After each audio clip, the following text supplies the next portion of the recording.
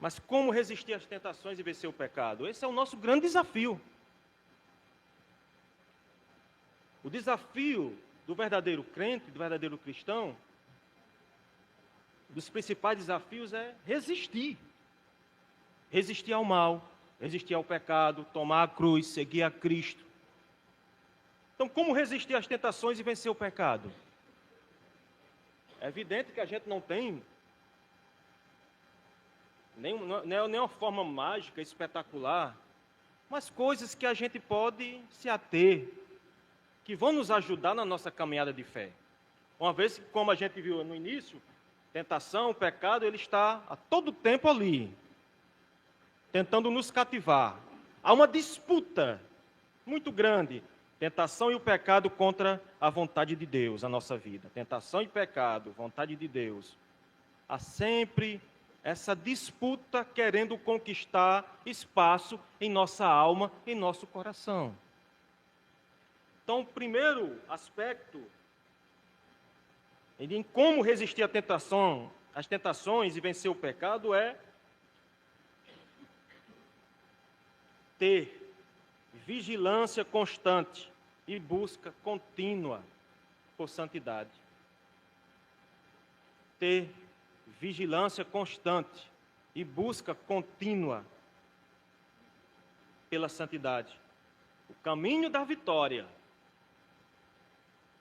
sobre a tentação e o pecado passa por ser vigilante, estar atento e buscar santidade continuamente. Geralmente, quando a gente ouve pregações sobre o caminho da vitória, o espaço da vitória, a gente olha, sempre é apresentado aquelas questões materiais, prosperidade aqui. Mas quer ser vitorioso de verdade, na perspectiva do Evangelho, é vencer as tentações, é superar o pecado. Isso é a vitória de verdade. A vitória que vence o mundo, segundo João, é a nossa fé. Esta é a vitória que vence o mundo. Uma fé que se desenvolve, se materializa em nossos atos, nossas atitudes, mas que desenvolve dentro de nós, no nosso coração. Então, eu preciso romper, estar atento e romper com programas, eu preciso romper com pessoas, eu preciso romper com lugares que me atraem para o mal. A decisão da vida cristã é, por isso que eu digo, só existe não, não é que só exista não. Mas que para eu vencer as tentações e o pecado que está tão próximo, eu preciso romper. O Evangelho é radical nisso, não existe meio termo, não existe flerte. No momento que alguma coisa me ameaçar e eu perceber, se eu não fugir, se eu não correr, eu morro, eu me dobro.